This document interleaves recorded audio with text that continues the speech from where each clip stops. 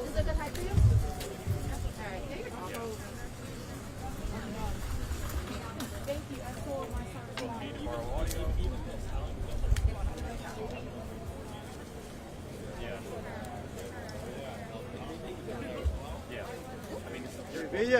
Grab my audio. More?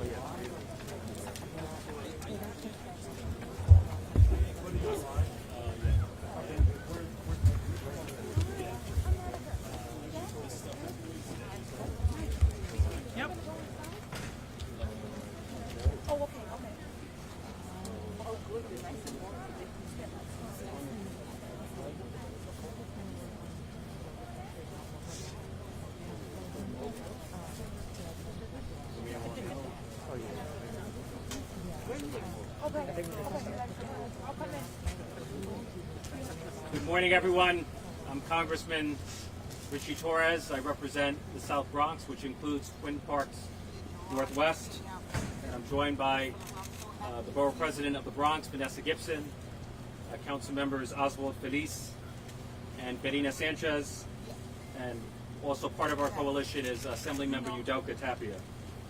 As many of you know, we've seen the deadliest fire in the history of New York City in the past 30 years since Happyland in 1990. It has left a death count of 19 and counting, including 9 children, and a patient count of about 63 at a time when hospitals are struggling with shortages brought on by Omicron. You know, the two values that are near and dear to most of our hearts is our family and our home. And to lose both in the span of a single tragedy is traumatic and terrifying to an extent that few of us could imagine. And so I encourage every New Yorker who is in a position to donate to go to the Mayor's Fund and contribute and support these families in need. Do unto others as they would have them do unto you. As many of you know, the fire originated from an electric space heater in a duplex on the 3rd floor of a 19-story building, Twin Parks Northwest. And even though the fire was largely limited to the 3rd floor, both the apartment door and the stairwell door were left open, causing the smoke to spread widely and rapidly throughout the building. And since the building has no fire escapes, and since the stairwell was full of smoke, the tenants had no means of escape. So many tenants became seriously ill and then died as a result of severe smoke inhalation, as a result of cardiac and respiratory arrest. And so we want to send 2 messages. First, be careful with the use of space heaters, which are an extreme fire hazard. Right? Heating fires are the second most common category of fires in homes. And most home heating fires involve the use of space heaters. And according to the Commission, the Consumer Product Safety Commission, there are 25,000 residential fires annually associated with the use of space heaters. So if you're going to use them, please use them properly and carefully, but I would recommend that you would avoid them altogether. Second, in the event of a fire, close the door in order to prevent the spread of the fire. If fire and smoke conditions are left to spread, then lives will be lost because the smoke will quickly fill up the stairwell and tenants will quickly lose what could be their only means of access. And so we're here as elected officials from every level of government, from the federal to the state to the city level, from Congress to the state legislature to the New York City Council to the office of the Bronx Borough President. We're coming together to form a coalition that has 4 objectives. Our first objective is to ensure that every victim has access to services, A service center has been established at Monroe College. We have gotten outreach from a whole host of not-for-profits, from Acacia to the Bronx Community Foundation to UJA to Catholic Charities, willing to offer services to those in need, and we will coordinate those services accordingly.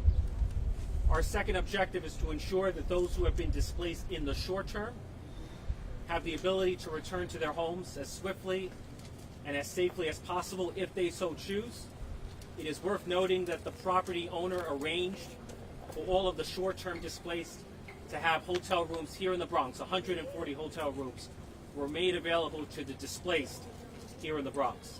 Our third objective is to ensure that the long-term displaced, those living on the third floor, have access to permanent housing. And there are landlords, there are owners and operators of affordable housing who have reached out, offering apartments to those in need. Again, we will collectively coordinate.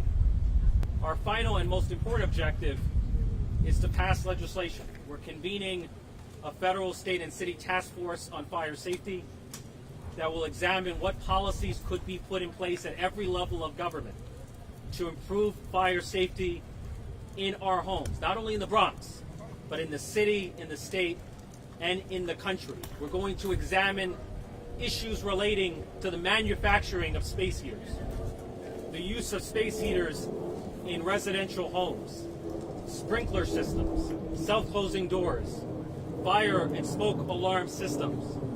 We have to ensure that the housing stock is brought into the 21st century when it comes to fire safety.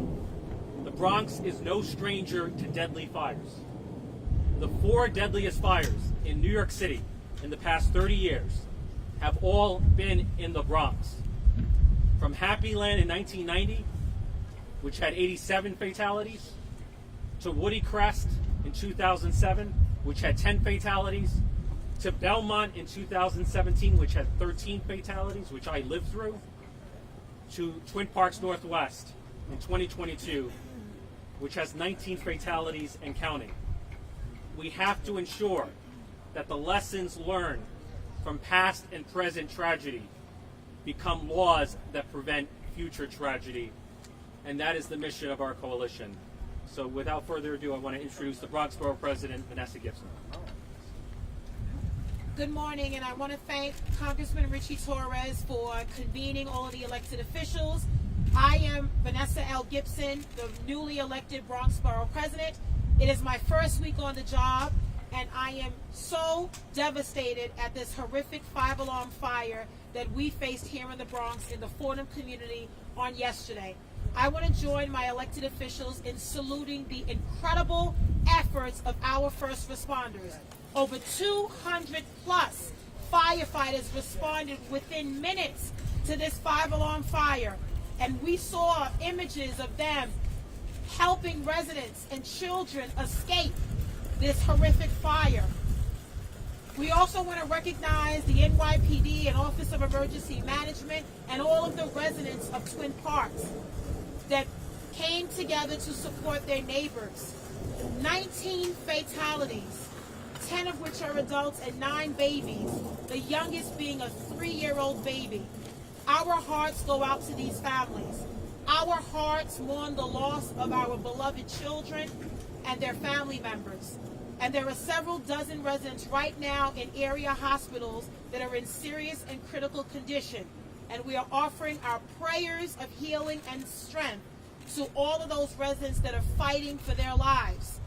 I too am no stranger to fires. I lived through 2007 with the Magassa family from Mali in Highbridge, who were devastated by a fire that was also related to the malfunctioning of an electric space heater. We have a problem in this city with space heaters and the incorrect usage of them. And so I'm grateful that we are assembling this coalition because we need to identify short-term and long-term goals. As Bronx Borough President, our immediate priority is making sure that every resident, every household is provided the support, the social emotional support, the trauma-informed care, all of the social issues we know families are facing today. These families were racing for their lives. They were running for security with themselves and their children So I just want everyone to understand the magnitude of this 5-alarm fire that this city has not experienced in over 30 years. This is unimaginable, it's devastating, and it's heartbreaking. But we are determined to rebuild and heal as a community, as a borough, and as a city. There has been an overwhelming amount of support and love from New Yorkers, from elected officials, Governor Kathy Hochul, Mayor Eric Adams, Senate Majority Leader Chuck Schumer. All of our elected officials have stepped up. But equally as important, New Yorkers have stepped up. And they've offered financial support. They have provided a wealth of resources for residents and their families. So we know we have to deal with the immediate needs on the ground in making sure that every resident and family is provided with temporary and long-term housing. I am so thankful to this school. This local school here has been amazing.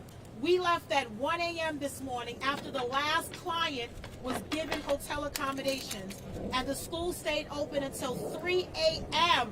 to make sure that if anyone was released from the hospital, they had somewhere to go for the night. We want to assure residents of Twin Parks that you are not alone.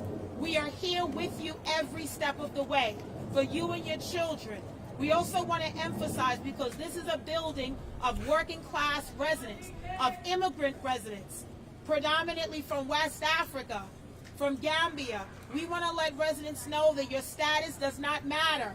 No one is going to be evicted from their homes. We will guarantee that you will have a permanent home, whether it's here at Twin Parks or elsewhere in the Bronx. And then as we heal, as we mourn, as we build, we know we have to deal with this from a policy issue. We have to look at regulating safe space heaters in a more efficient and effective way. We know we have to emphasize fire education and fire safety. We have to work with community partners, clergy, and faith leaders, all of our CBOs. We know that there are short and long-term goals that we will identify working together under this coalition. But I am grateful for the elected officials that stand at my side, that have been with us every step of the way. Congressman Richie Torres, Councilmember Oswald Feliz, Councilmember Piarina Sanchez, Assemblymember Udelka Tapia, Senator Gustavo Rivera. We have talked around the clock, and we're going to stay here until we are no longer needed. But even as we may leave, we are not going to leave the residents of Twin Parks. And so I am grateful for the assembling of this coalition, because we need resources at a federal, state, and a local level.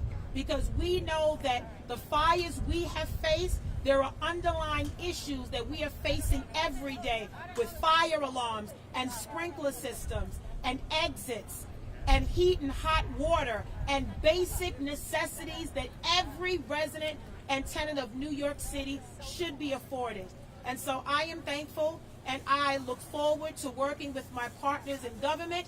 We will have more announcements to come, but for now I say thank you. We look forward to the work ahead, and may we continue to pray for all of the residents and families here at Twin Parks, and remind them that they are never alone. As Bronxites and New Yorkers, we are Bronx strong, and we are New York strong. Thank you, Congressman Torres, and all of my colleagues in government.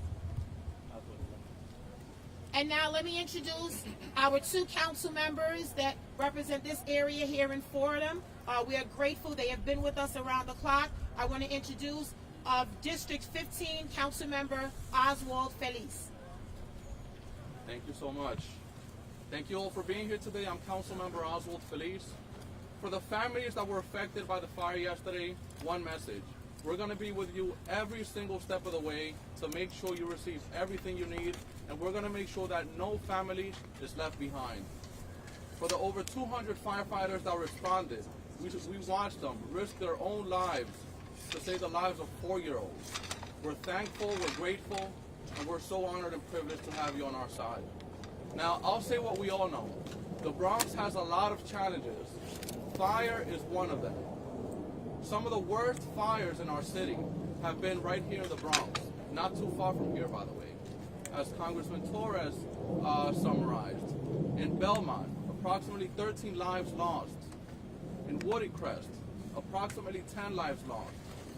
30 years ago, in Happy Land, approximately 90 lives lost.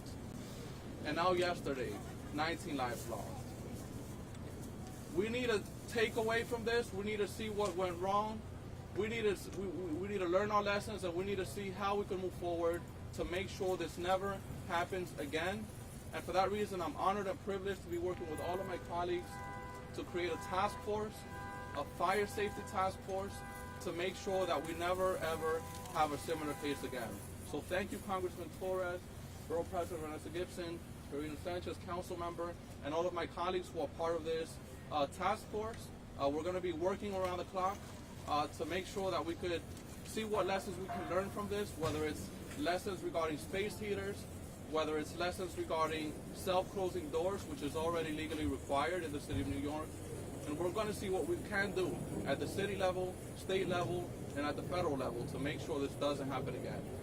And again, to the families affected, we're going to be working with you around the clock, literally around the clock, to make sure that no family is left behind, and to make sure that every family gets the resources they need, including housing, including food, including services, clothing, and everything else. Thank you so much. And I would like to introduce my colleague in government, Council Member Karina Sanchez. Good morning, everyone. First, I want to thank Congressman Richie Torres for convening us for this important task. And I want to thank our Borough President, Vanessa Gibson, who was here until 1 a.m. last night, which is not at all typical for the way that she has always responded to community emergencies. And to my colleague whose district this fire, this tragedy has happened in, Oswald, I am here with you as a sister, and we are here together as one Bronx. The first thing I want to say is to the families, we are so, so deeply sorry and here with you to support you every single step of the way. The Bronx, unfortunately, is no stranger to fires. We have been facing fires since the neglect of the 1970s, the 1980s. In fact, here in this cafeteria yesterday, where I attended 5th grade, I spoke to families who said, wow, I'm bringing back these smells, these memories, this is bringing back trauma. And that is what we're facing here today, is we're facing a trauma. And so I want to make sure that we are sending a message, as the Congressman has said, that we are going to be extremely vigilant, that we are going to leave no question unanswered. What did go wrong in this building? Why were space heaters being used? Why are they being used in different parts of the city? What are the codes that we have in our buildings in the city of New York indicating and causing as the realities that we face in our buildings and in our homes? How can we make sure that the response is as robust as it needs to be? To the FDNY, those 200 firefighters who risked their lives, jumped right into the heat of those flames, thank you. To all of our first responders, to our EMS workers, and to all of the city agencies that were here so swiftly to make sure that as a machine, the New York City apparatus was responsive, thank you. And to say this for a second in Spanish, quiero agradecerle al congresista Richie Torres por reunirnos hoy aquí a todos. Y para que nosotros podamos decir que sí estamos poniendo atención, que sí, cuando ocurre una tragedia como la que ocurrió ayer aquí en este edificio, nosotros vamos a responder a todo nivel de gobierno, federal, estatal y también aquí en la municipalidad. Nosotros estamos en unión y vamos a hacer cada pregunta que se necesite hacer. ¿Qué ocurrió en ese edificio? ¿Qué regulación no estaba? ¿Cuáles errores cometimos? ¿Y cómo podemos prevenir una tragedia así para que nunca pueda ocurrir de nuevo? En el Bronx conocemos demasiado la tragedia y estamos aquí para responder. Gracias, congresistas, y a todos mis colegas.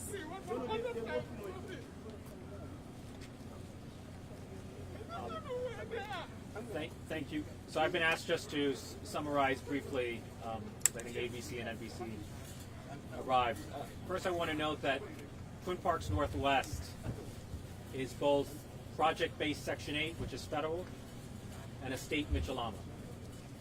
And so there's a legislative solution cannot come from a single level of government. It has to come from every level of government. I, as a congressman, have jurisdiction over federal housing programs. The state legislature has jurisdiction over state housing programs, and the city council has jurisdiction over fire, housing, and building codes. And a solution is going to require every level of government. So as I said earlier, we are forming a coalition of elected officials from every level of government that will have 4 objectives. The first objective is to ensure that every victim has access to services. A service center has been established, and we're going to mobilize a whole range of not-for-profits to provide assistance to the victims. The second objective is to ensure that the short-term displaced have the ability to return to their homes as swiftly and as safely as possible. And it's worth noting that the property owner arranged for 140 hotel rooms here in the Bronx to be available to those displaced in the short term. Those who are displaced in the long run, those living on the 3rd floor, we want to ensure that they have access to permanent housing elsewhere. There are landlords who have reached out to us offering apartments to those in need. We will coordinate those arrangements.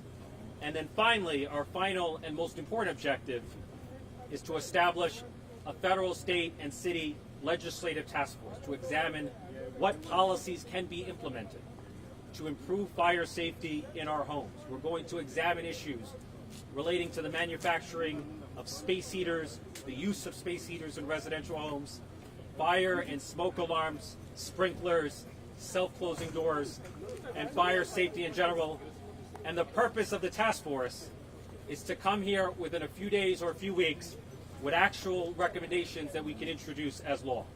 Right? Our mission is to translate the lessons learned from tragedy past and present into laws that will prevent tragedy in the future. So we'd be happy to take whatever questions you have. Congressman, 2 years ago you were a primary co-sponsor in the City Council of a bill that mandated that apartment doors must close automatically to prevent tragedies like the one that occurred here yesterday. Are you confident that this rule that went into effect last summer is being enforced to the fullest extent of the law? And to the council members here today, would like to know if you plan on investigating the enforcement of this rule. I'll start and then I'll hand it over to the council members. Look, the law is only as good as its enforcement. So no matter what law we pass, we're going to have to ensure that we have enough building inspectors and fire inspectors and housing inspectors to hold landlords accountable. We need rigorous code enforcement. The property owner claims that that the building did in fact have self-closing doors. But that's the unanswered question at the heart of the investigation, the fire marshal's investigation. If these doors were self-closing, then why was the apartment door left open? Why was the stairwell door left open? So the claims that are being made about the self-closing doors are incompatible with the reality that these doors were open during the fire, allowing the smoke to spread widely. Do you want to add anything about City Council? Yeah, thank you so much for the question, and that's exactly correct. One of the questions is whether we had self-closing doors and whether they were functioning properly. We already have laws that legally require that we have those self-closing doors. I think one thing that we should look into, or one thing that I'll be working in the City Council, is looking to enforce those laws, specifically enforcement of those laws, including potentially requiring that when an HPD inspector enters a building, automatically inspect for that, and also if they do find that there are some self-closing doors violations, requiring a re-inspection within 24 hours, reaching out to the landlord or the management company, and potentially also increasing the fines if those violations are not corrected within 24 hours. So we'll be looking into all those matters. And I don't know if Congressman, this is you or to the borough president. How many families are involved, both short-term and long-term? And what is the outlook for getting the short-term people back into their homes? So I don't know the specific numbers, but there are 120 units in the building. A majority of the residents have been given hotel accommodations over 4 different hotels here in the Bronx. We will allow them to remain in those hotels as long as necessary. We are awaiting word from the Department of Buildings and FDNY today on whether families will be able to re-enter.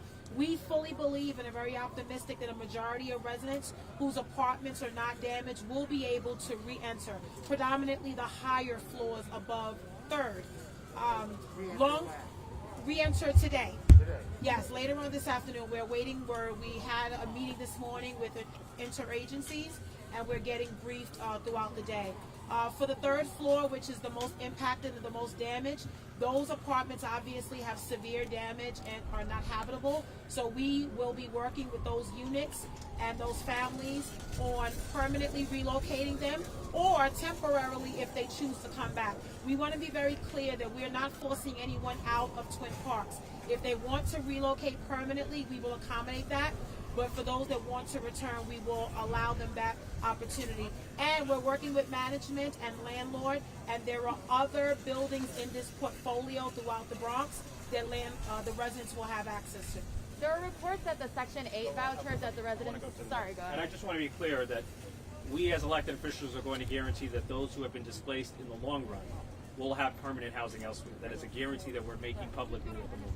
Congressman, doesn't the use of space heaters to begin with point to more systemic issues about heating in the building, and is that going to be a concentration here? Well, my understanding is that the building did in fact have heat. Those were the reports that we heard. But even if the landlord is providing the legal minimum, that's often too low. That's often too little heat for a senior citizen. So if you're a senior citizen who's hypersensitive to cold, you might be tempted to turn to the use of a space heater. So we may have to, the city council might have to re-examine the housing maintenance code when it comes to heat and hot water levels. Congressman, while there is a city law about these doors, if this is a federal building, isn't there now a question of if they don't have to do that because it's a federal building? Look, we're not. We want to finalize recommendations, but my initial thought is that as a condition of receiving federal funding, every building should have 21st century standards of fire safety, such as self-closing doors or sprinkler systems. Some of those measures could come at the expense of the landlord, and some of them might have to be subsidized by the government. Sprinkler systems are often prohibitively expensive, but self-closing doors should be the standard everywhere in the United States. Yeah.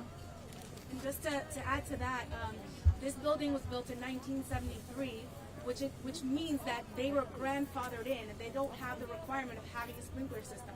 So it makes these other pieces of the code all that more important, and that's why this task force is so important, so that we can make sure that we're working together, so that our codes are talking to each other. But one thing we want to Vanessa's point, we might have to clarify in federal law that federal affordable housing developments are subject to local fire codes and housing codes and building codes, because there's a lack of clarity in that respect. Any other questions? Or? Yeah, there have been reports... I'm a resident. I'll speak to you privately. I want to ask a question. When we remain, the ones that's able to remain in their apartment, are we going to have accurate heat? We're going to have... The windows are busted. The windows are busted. Is the heat going to be good enough? Look, we're going to organize a meeting between the tenants and the property owner to address whatever issues, whatever concerns you have about the building. Our commitment to the building is long-term, so we're not going anywhere.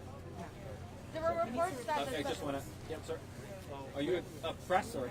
No, I'll speak to you privately. I'll talk to you. Yeah. There were reports that the Section 8 vouchers are non-transferable. Does that mean that when They're the not residents... vouchers. So there are two types of Section 8. Vouchers travel with the tenants. Project-based rental assistance is built into the unit. This is project-based Section 8. So will they be able to keep their Section 8 vouchers even if they If you are unable or unwilling to return to Twin We're going to have Parks? to find them housing elsewhere with just as much affordability. Okay. Transfer project-based building to another project. But you're right. We're going to have to find them a Section 8. Okay. Right. Any other questions? Okay. Thank you, everyone. Thank you, guys. Thank you so much, everyone. So our goal, there are most of the apartments have like a window damage all over the building. But I right.